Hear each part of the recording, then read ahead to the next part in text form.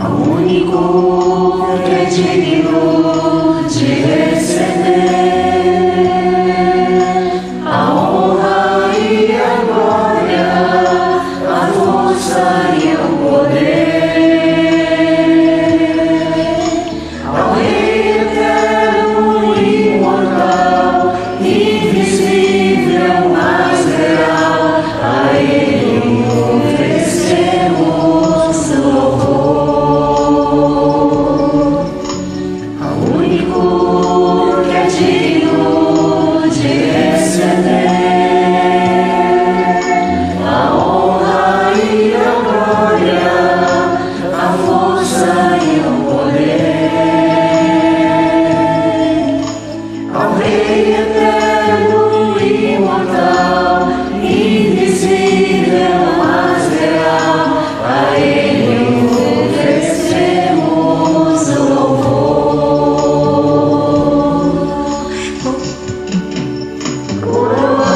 Coroado és tu, ó Rei Jesus, coroado és tu, ó Rei Jesus. Adoramos o teu nome, nos rendemos a teus pés, consagramos todo nosso ser a ti, consagramos todo nosso ser a ti. Coroado és tu, ó Rei Jesus, coroado és tu, ó Rei Jesus. Adoramos o teu nome, nos rendemos aos teus pés, consagramos todo nosso ser a ti, consagramos todo nosso ser a ti.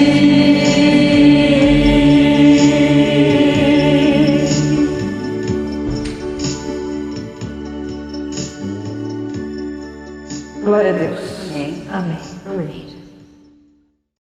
Queridos e queridas irmãs, com alegria damos início a mais um culto. Que a graça e a paz do nosso Senhor Jesus Cristo esteja com todos vocês. Iniciarei com a leitura do Salmo 113, na Nova Versão Internacional, que diz assim: Aleluia! Louvem os servos do Senhor, louve o nome do Senhor. Seja bendito o nome do Senhor desde agora e para sempre. Do nascente ao poente, seja louvado o nome do Senhor. O Senhor está exaltado acima de todas as nações e acima dos céus está a sua glória. Quem é como o Senhor, o nosso Deus, que reina em seu trono nas alturas, mas se inclina para contemplar o que acontece nos céus e na terra?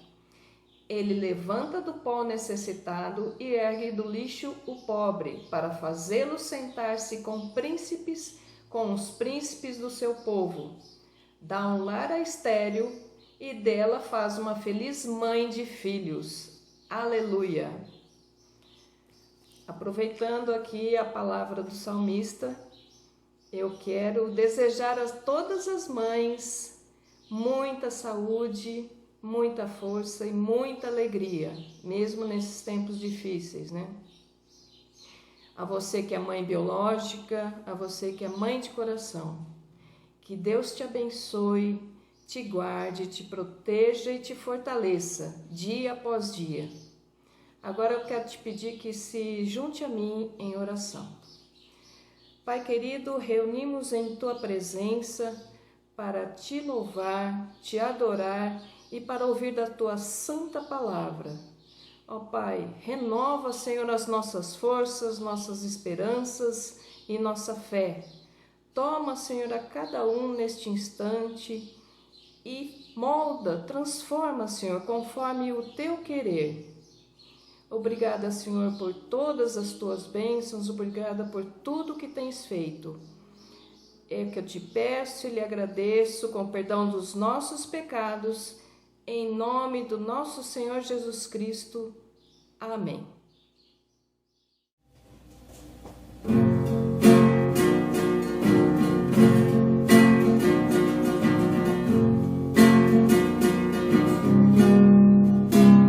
Estamos todos congregados aqui, certamente abençoados também. Há um clima, uma esfera de amor, uma força que se move entre nós. Algo novo Deus está por fazer.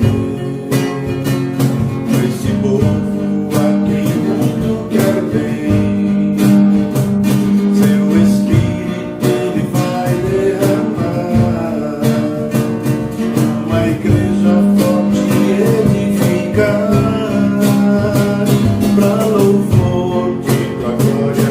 Vem, Senhor, tua história escrever através de nossa vida.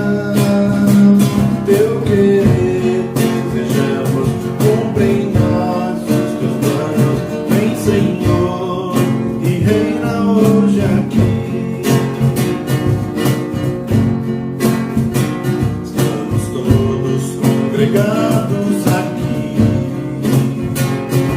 santamente abençoados também. Há um clima, uma esfera de amor, uma força que se move entre nós. Algo novo Deus está por fazer. Esse povo a quem o mundo quer bem, seu Espírito Ele vai derramar, uma igreja forte edificar, pra louvor de tua glória. Vem, Senhor, tua história escrever através de nossa vida. Teu querer desejamos, cumpre em nós os teus planos. Vem, Senhor, e reina hoje aqui, pra louvor de tua glória. Vem, Senhor, tua história escrever através de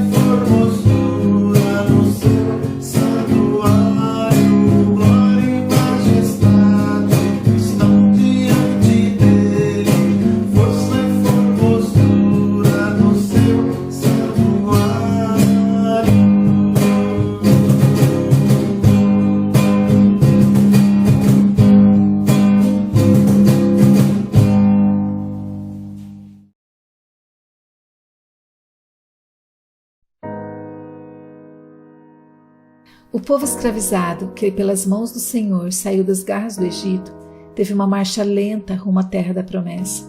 Foram 40 anos de um aprendizado difícil sobre confiança, solidariedade e perseverança, conteúdos nada fáceis de se aprender. Levou muito tempo para que Yahvé tatuasse essas e outras palavras sobre as cicatrizes deixadas pela chibata de Faraó. Mas no tempo oportuno, um povo livre deu lugar aos escravos saídos do Império do Sul.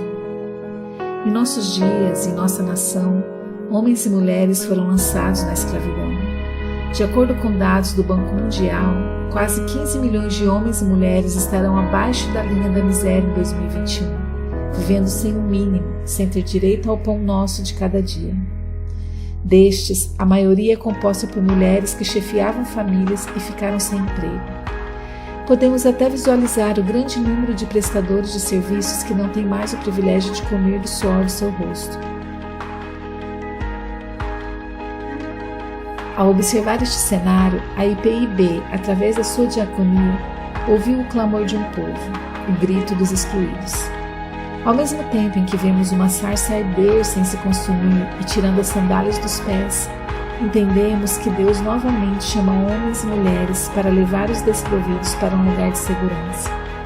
A IPIB tem feito isso desde o início do ano de 2020.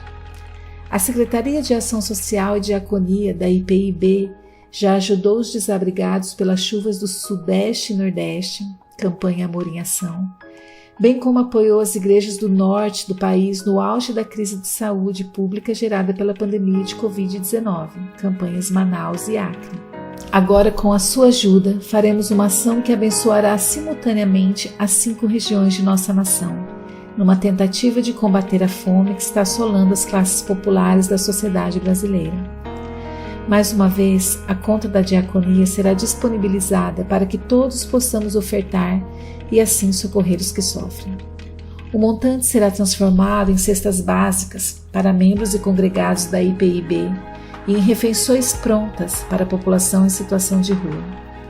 A arrecadação será de 15 de abril a 15 de maio e a distribuição será feita no domingo 23 de maio, domingo de Pentecostes. E em Pentecostes, depois de vencidas as lutas, todos comeremos e beberemos alegremente na única mesa na qual não há ninguém comendo migalhas. Vamos comer na mesa do Cordeiro e juntos celebrar ao Senhor.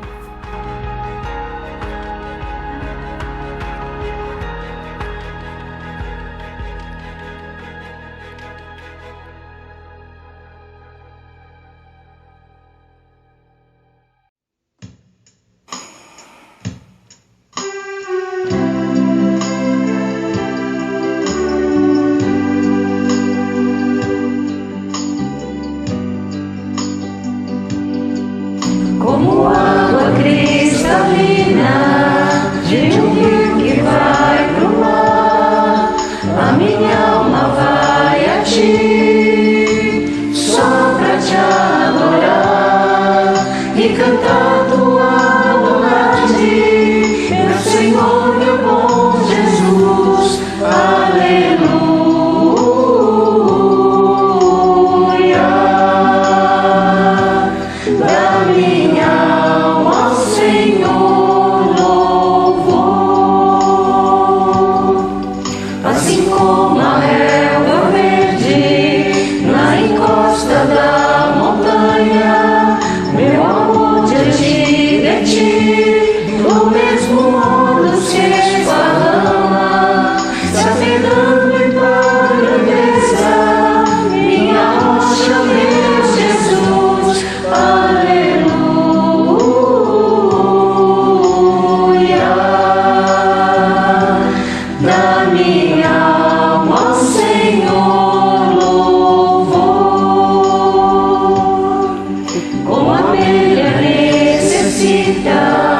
Do néctar de uma flor, eu não sobrevivo.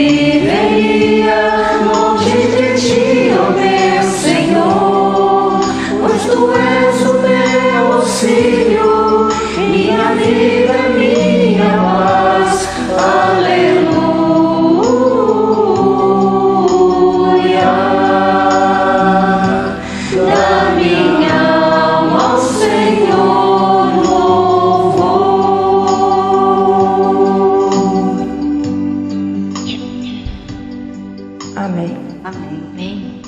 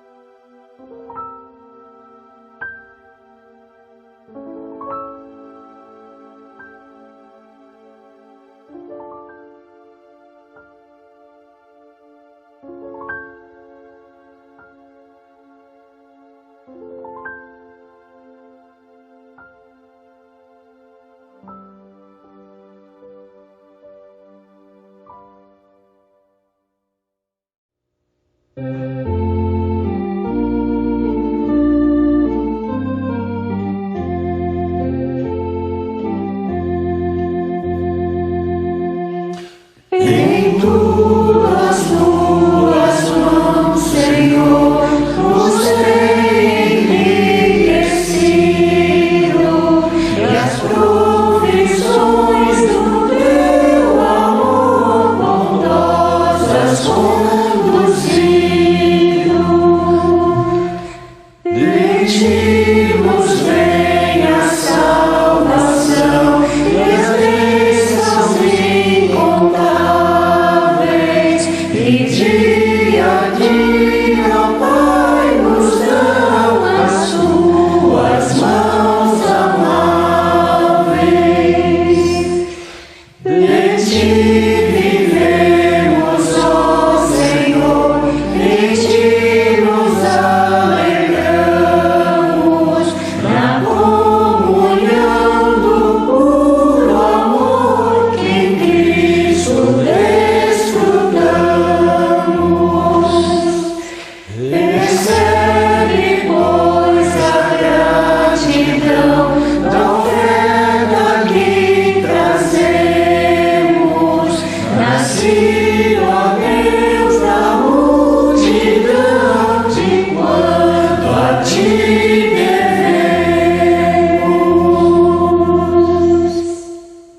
Amém.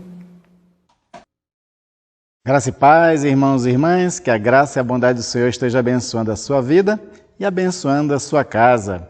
Hoje, no Dia das Mães, quero trazer uma palavra de uma mulher de fé, para outras mulheres de fé, que é você que está nos vendo e nos ouvindo agora. Com certeza, pelo fato de estar assistindo esse culto, é porque você crê em Deus, segue Jesus Cristo e, de fato, vive na dimensão da fé no nosso Senhor, no nosso Salvador. Mas não só isso. Com certeza você, mulher de fé, tem vivido muitos momentos difíceis e, como mãe, tem tido fé no Senhor para conseguir exercer bem esse papel maravilhoso que é o papel de mãe. Eu costumo brincar, né, e essa é uma brincadeira mesmo, de que as mães, elas são na verdade babás dos filhos de Deus. Os seus filhos é um presente de Deus, é a herança do Senhor, como diz o salmista. Ele colocou sob os seus cuidados, você cuida dos filhos de Deus. E muitas vezes, ao cuidar dos filhos de Deus, ao cuidar dos seus filhos que você gerou, que você criou, precisou de muita fé. Recordado de vários momentos terem sido difíceis na sua vida. E um desses casos que eu quero hoje refletir em homenagem ao Dia das Mães, trazendo uma mãe de fé, é a viúva de Sarepta. É assim que a Bíblia fala sobre ela, ela não vem o nome dela nas Sagradas Escrituras, então ela é conhecida como a viúva de Sarepta ou de Sarepta, dependendo da sua tradução. E esse texto que eu vou refletir está pautado em 1 Reis, capítulo 17, e eu vou ler a partir do versículo 8, onde fala o seguinte: Então a palavra do Senhor veio a Elias dizendo: Levante-se e vá a Sarepta, que pertence a Sidom, e fique por ali. Ali ordenei a uma viúva que dê comida para você. Então ele se levantou e foi a Sarepta. Chegando ao portão da cidade, encontrou uma viúva que estava apanhando lenha. Ele a chamou e lhe disse: Por favor, traga-me um pouco de água numa vasilha para que eu possa beber. Quando ela estava indo buscar água, Elias a chamou e lhe disse: Traga-me também um bocado de pão, por favor. Porém ela respondeu: Tão certo como vive o Senhor, seu Deus, não tenho nenhum pão assado. Tenho apenas um punhado de farinha numa panela e um pouco de azeite no jarro.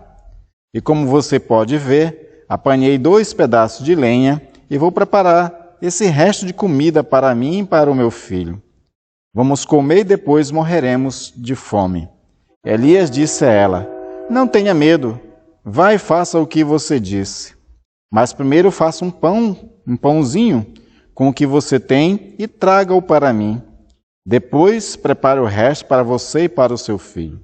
Porque assim diz o Senhor, Deus de Israel: a farinha da panela não acabará e o azeite do jarro não faltará, até o dia em que o Senhor fizer chover sobre a terra.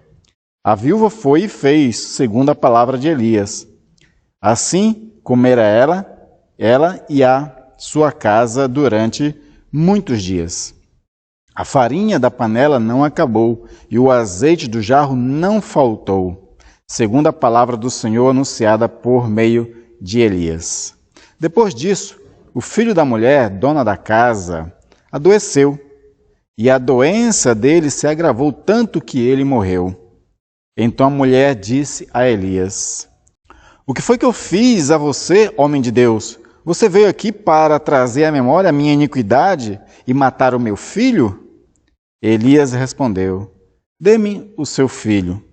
Ele o tomou dos braços dela e o levou para cima, ao quarto, onde ele mesmo se hospedava, e o deitou em sua cama.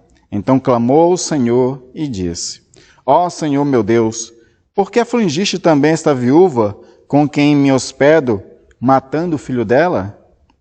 E, estendendo-se 3 vezes sobre o menino, clamou ao Senhor e disse: Ó Senhor meu Deus, peço-te que restitua a vida a este menino. O Senhor atendeu à voz de Elias, a vida foi restituída ao menino e ele reviveu. Elias tomou o menino e o levou do quarto até a casa, entregou-o à mãe dele e disse: Veja, o teu filho está vivo. Então a mulher disse a Elias: Agora eu sei que você é um homem de Deus e que a palavra do Senhor na sua boca é verdade. Essa é a experiência que viveu essa mulher junto com o profeta Elias. E nós vamos abordar um pouquinho sobre essa mulher de fé, essa mãe de fé. Mas vamos orar primeiro ao Senhor pedindo a graça e que Ele fale conosco nessa hora. Pai Santo, te peço, Senhor, que a sabedoria do alto, a iluminação do Espírito, a edificação, Senhor, que só Tu mesmo dá, possa, Senhor, nesse momento, abençoar as nossas vidas, nos conduzindo através, Senhor, dessa experiência maravilhosa dessa mulher, Senhor, contigo. Ela traga ao nosso coração fé, nos revigore, Senhor, confiança em Ti. E essa experiência, Senhor, ela seja uma experiência que nos ensine a cada vez mais, Senhor, saber que Tu és Deus, o Todo-Poderoso, e quando Tu estás, Senhor, conosco, nada nos falta. Abençoa-nos através, Senhor, daquilo que nós vamos refletir nesse texto, ó Pai, em nome de Jesus. Amém. Amém. O contexto que nós precisamos entender antes de nós abordarmos o texto é que isso aqui é o início do ministério do profeta Elias, e é considerado Elias um dos maiores profetas que houve em Israel. Tanto que quando Jesus Cristo é transfigurado lá no monte, você deve lembrar dele, aparecem duas figuras lá, que é Moisés e Elias. Moisés representando a lei, a Torá, os 5 primeiros livros do Antigo Testamento, e Elias representando toda a classe de profeta e dos livros proféticos, dada a importância deste homem. Ele foi realmente alguém que experimentou algo tão extraordinário da parte de Deus, que ele foi trasladado vivo ao céu sem experimentar a morte. E aqui nesse momento, que está sendo o início do ministério dele, ele é enviado por Deus para ser profeta em Israel. Nesse momento, já existia divisão entre Reino do Norte e Reino do Sul. O Reino do Norte é Israel, chamado de Israel, e o Reino do Sul é chamado de Judá. No Reino do Norte, que é Israel, que era o reino que foi dividido na época lá de Roboão e Jeroboão. Jeroboão ficou sendo o rei de Israel, das 10 tribos do norte. Essa parte de Israel, ela ficou sendo idólatra. E todos os reis que veio após Jeroboão eram reis idólatras. E na época de Elias, tinha um que assim, vivia uma idolatria sem precedentes, que era Acabe, que tinha casado com uma pessoa gentia, não era uma judia, não era uma filha de Israel, que conduziu Acabe e todo o povo a adorar um outro deus, que é o deus Baal, um deus que era considerado como um deus da fertilidade.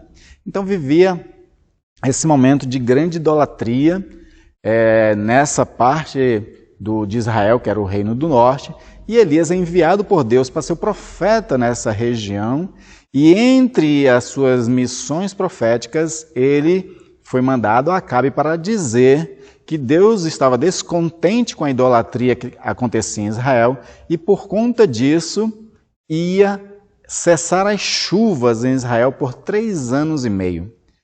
E cessando as chuvas de Israel, haveria uma grande seca. Pense num povo que depende da chuva para poder tanto plantar, porque eles são agricultores, como também para cuidar do gado, porque eles também são pecuaristas, eles cuidam de carneiros, esses animais. Então, por conta da falta de chuva, começou de fato a haver essa secura, e as consequências de não ter colheita é que começou uma grande fome em Israel. E era tal a fome que as pessoas estavam vivendo de forma miserável mesmo. E aí, o próprio Elias, ele vai ser uma pessoa que vai viver dentro dessa região onde já está há um tempo seco, sem plantação, sem colheita, sem alimento. E aí Deus envia ele para uma região perto de um riacho, onde lá ele teria pelo menos água para beber, e os corvos vinham alimentá-lo com pão e carne. Só que, passado o tempo, a própria fonte que jorrava aquela água também cessou. E aí, cessando aquela água, o Senhor manda uma mensagem a Elias, dizendo: agora que cessou aqui, eu vou te alimentar em outro lugar. E é quando ele envia o Elias a Sarepta para ser sustentado por essa mulher. Então, o versículo 8 e 9 fala isso. Então a palavra do Senhor veio a Elias dizendo: levante-se e vá a Sarepta, que pertence a Sidom, e fique por lá. Aí lhe ordenei a uma viúva que dê comida para você. Então você observa que ele é enviado para uma viúva, uma mãe que está no estado de viuvez e ainda por cima empobrecida. O empobrecimento dela se dá por esse tempo de escassez. Talvez essa mulher tenha herdado do marido alguma coisa. O texto nosso fala que ela tinha pelo menos uma casa e tinha na casa um espaço para hospedagem, onde o próprio Elias ficou hospedado. Então, se ela tem uma casa, se tem esses vários cômodos, ela tinha algum recurso. Mas, dada a escassez de chuva e a pobreza que estava acontecendo, ela ficou empobrecida. Ela reconhece que o momento que ela está vivendo é tão difícil que quando Elias pede para ela fazer um pão para ele comer, a resposta dela é o seguinte: não tenho nenhum pedaço de pão, só um punhado de farinha num jarro e um pouco de azeite numa botija. Estou colhendo uns 2 gravetos para levar para casa e preparar uma refeição para mim e para o meu filho, para que comamos e depois morramos. Porque o último recurso que ela tinha já estava acabando. Nesse último recurso que ela tinha, ela sabia que ela só podia fazer uma única refeição e depois disso não teria mais nada, a consequência seria a morte. Esse era o estado em que se encontrava essa mulher. Mas dentro dessa perspectiva de uma mulher que ela é viúva, é empobrecida, mas ela é mãe, ela se preocupa com o seu filho. Ela se preocupa em pelo menos aquilo que ela tem por último, dar a ele. E assim esperar depois o que pode acontecer. E aí é nessa experiência que ela vai experimentar uma fé para com Deus. Porque essa mulher ela não era israelita, não era judia. Ou seja, ela era, como os próprios judeus chamam de gentílica. Ela pertencia a outras nações. A Deus, o nosso Deus, nem era o Deus dela. Quando ela faz referência ao Deus de Israel, ela diz o seu Deus para Elias. Tal era a situação que essa mulher vivia, de escassez profunda, onde, além de viúva, para não ter um marido que pudesse cuidar dela, agora ela está empobrecida. Só que aí vem um grande ensino para nós, inclusive é dito por Tim Keller. Tim Keller diz o seguinte: você não percebe que Jesus é tudo que você precisa até que Jesus seja tudo que você tem. Quando você não tem mais nada e só tem Jesus, aí você começa a entender que ter Jesus é tudo que nós precisávamos. E o que essa mulher precisava era de fé. Fé em Deus. E é por isso que Deus envia Elias a ela, para que não só o profeta seja alimentado por ela, mas para que ela tenha experiência com esse Deus, o Deus de Elias. Então, nós vamos agora ver uma mulher que alimenta um profeta. É interessante a gente observar essa questão de Elias chegar para ela e dizer: por favor, traga também um pedaço de pão, porque Elias era o grande profeta. Ele era um grande milagreiro, tanto que ele vai ressuscitar o filho dessa mulher. E sendo o nosso Deus, aquele que já tinha tirado água da pedra, Deus podia, assim como já estava alimentando com pão e carne enviado pelos corvos, Deus podia alimentar Elias em qualquer lugar.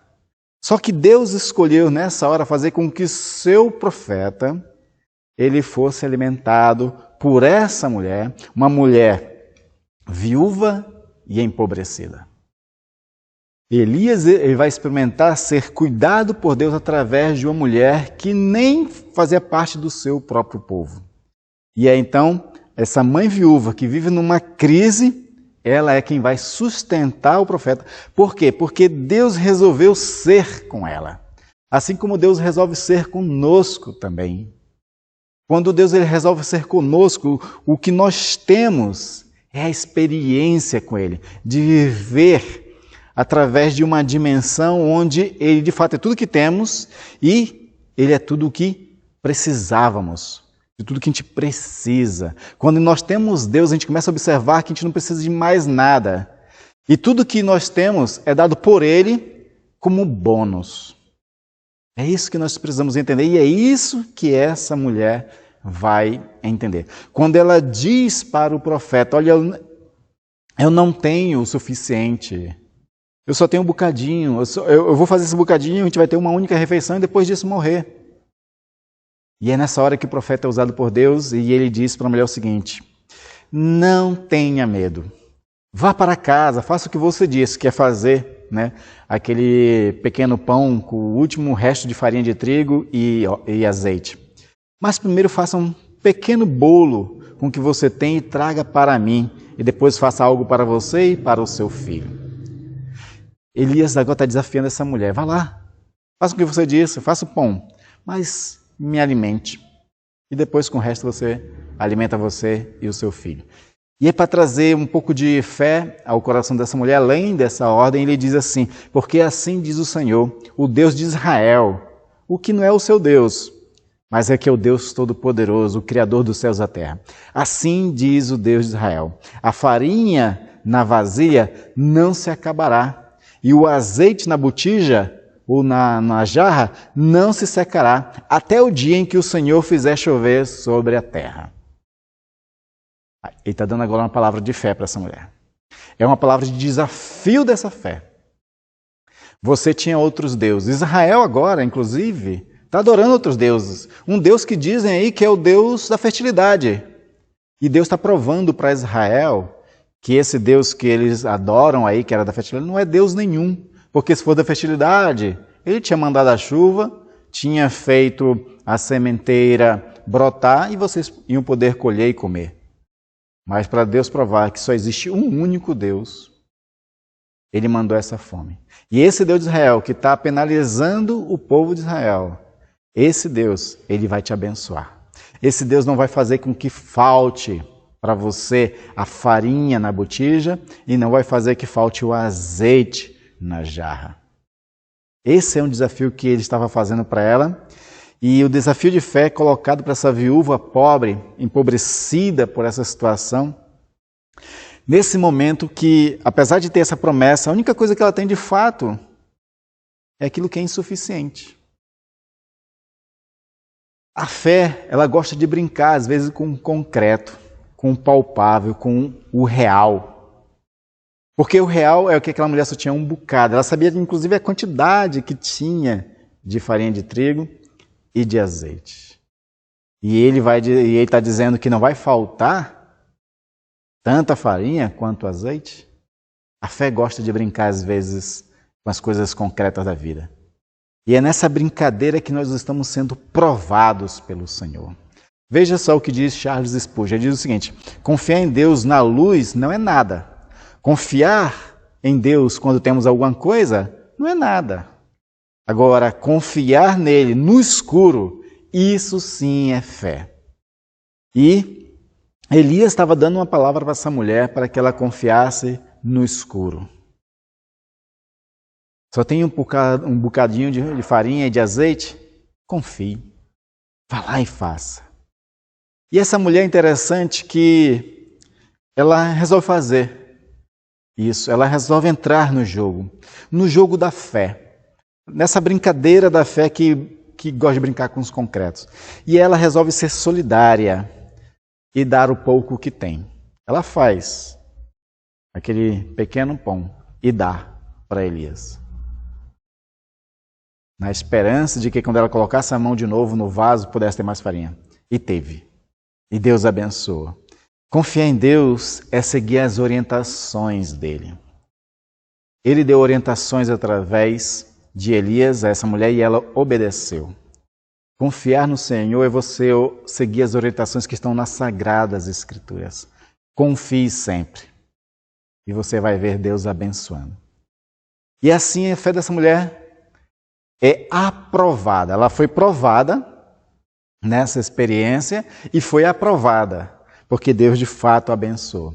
E as situações que nos provam para que nós sejamos aprovados em fé sempre são diversas. No caso dessa mulher foram duas. Primeiro foi a fome, a qual nós estamos relatando, mas teve também a morte do filho. Às vezes as tragédias das nossas vidas, elas não têm limites. Quando nós estamos lidando com a situação, tentando superar uma, às vezes outra chega. Essa mulher, ela já estava experimentando coisas boas. Ela já estava experimentando a bondade de Deus, com não faltando a farinha e nem o azeite. Mas de repente, acontece que o filho adoece e vem a falência, vem a morte.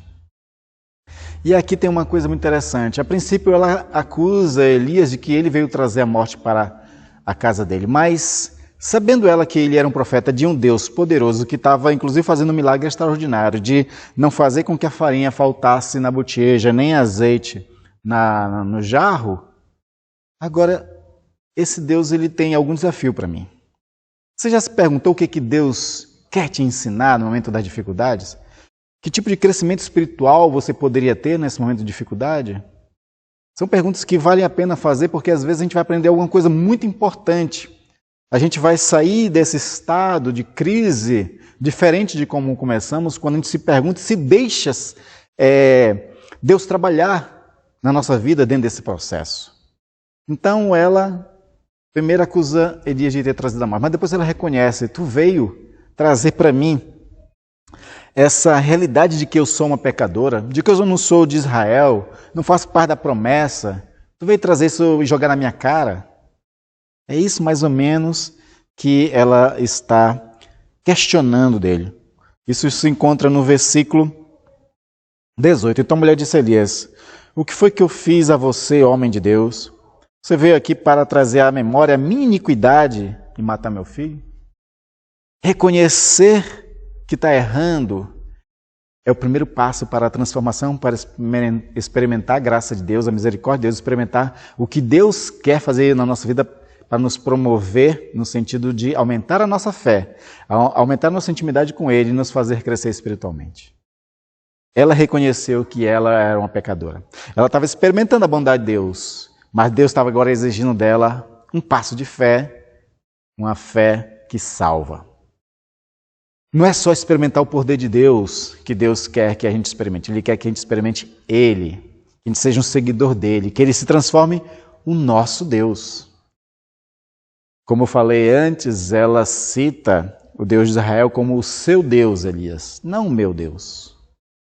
E Deus, dentro dessa nova crise que surge, Ele está fazendo ela refletir.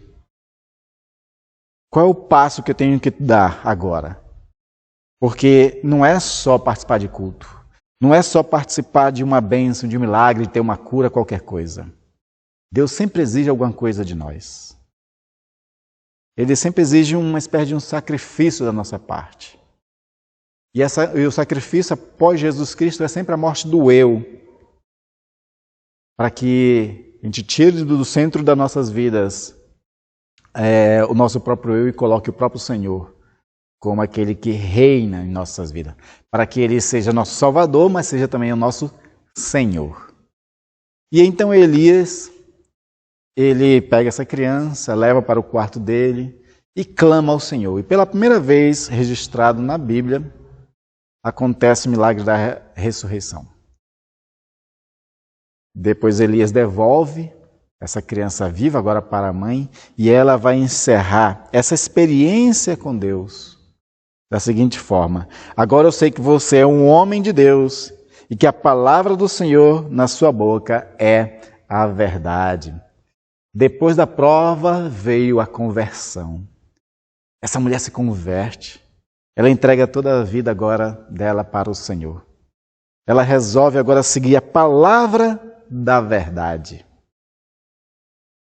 Então esse texto termina de uma forma maravilhosa, porque termina com aquilo que é o objetivo de Deus nas nossas vidas.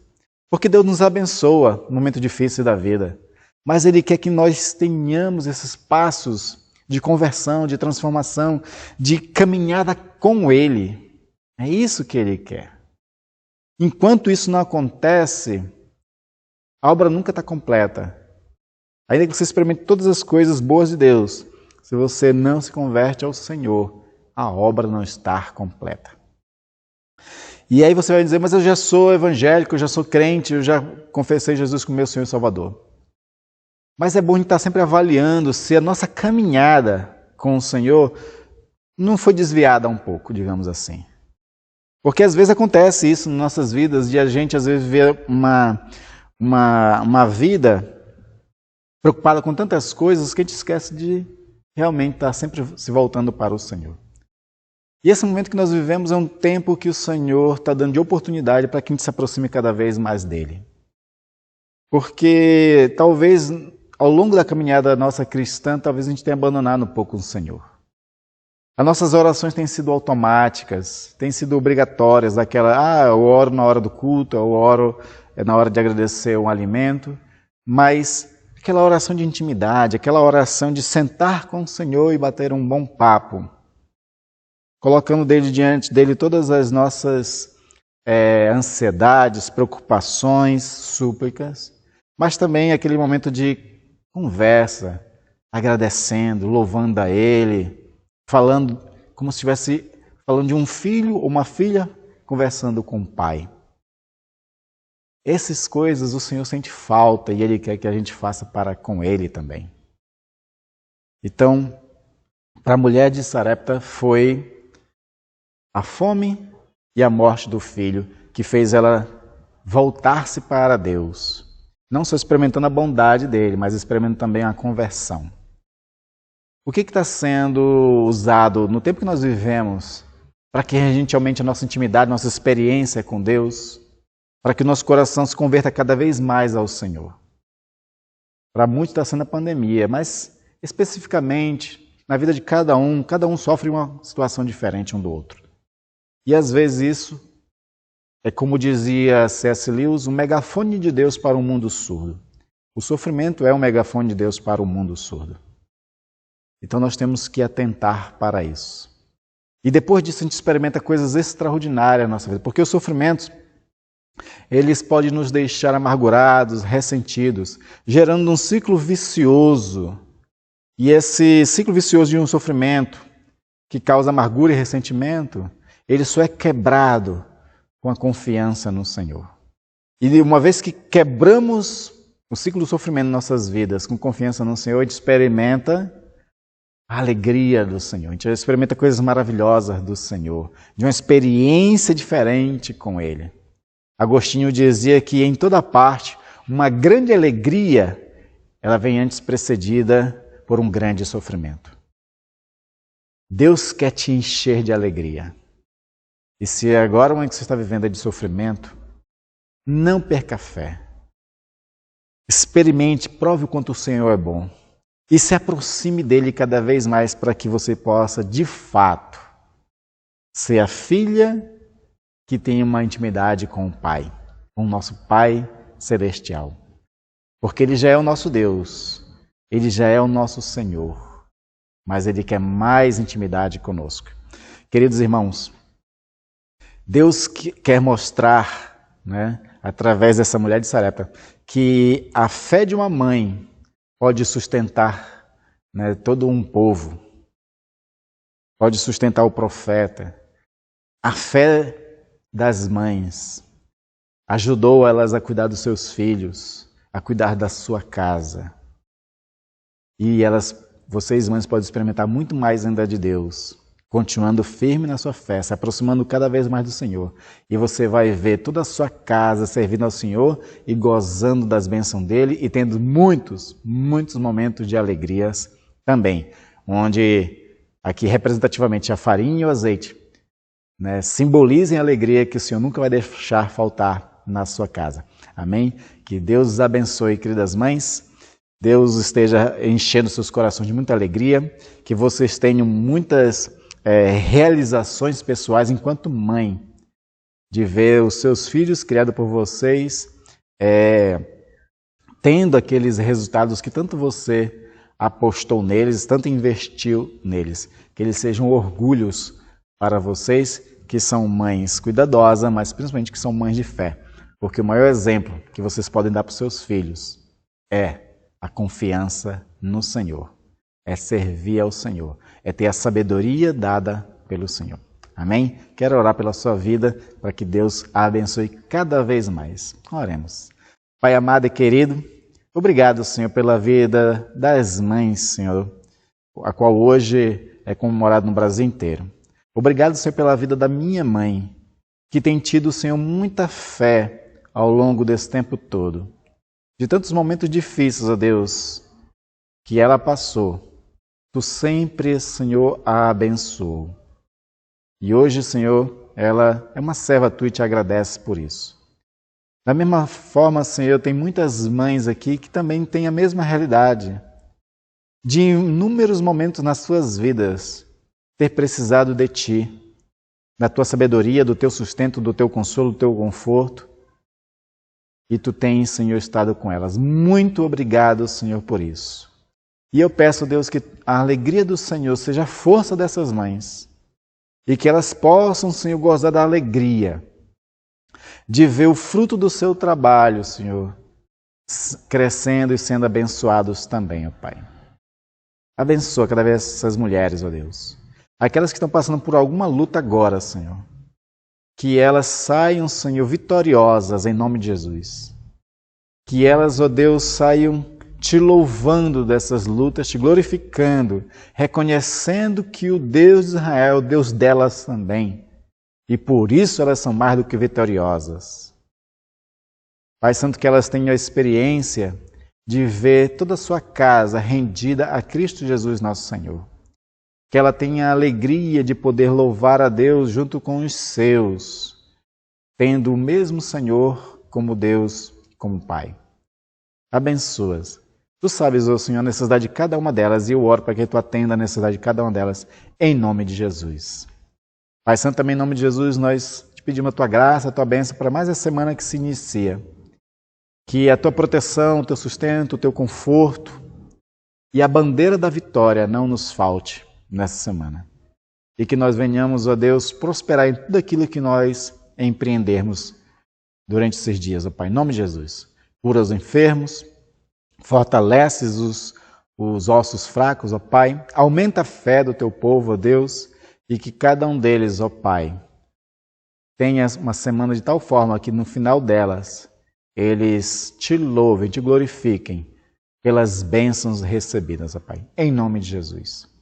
Esteja realmente cuidando de cada um de nós. Cuida desse país também, ó Deus, que precisa tanto da Tua intervenção para que as coisas caminhem de forma melhor, Pai. Em nome de Jesus, esteja abençoando-os. Receba a bênção, queridos. Que a graça do nosso Senhor Jesus Cristo, o amor de Deus e as consolações do Espírito Santo esteja sobre vocês, mães, e sobre toda a sua casa, desde agora até a vinda de Cristo Jesus, nosso Senhor. Amém. Amém. Que Deus abençoe, tenham uma ótima semana e gozem da bondade de Deus, que não vai deixar faltar nada a vocês.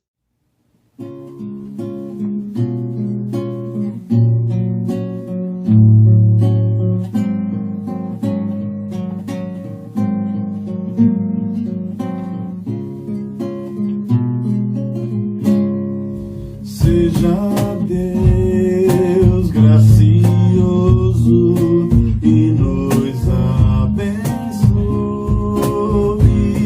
e faça resplandecer sobre nós o seu rosto, para que se conheça na terra o seu amor, o seu caminho, a sua salvação.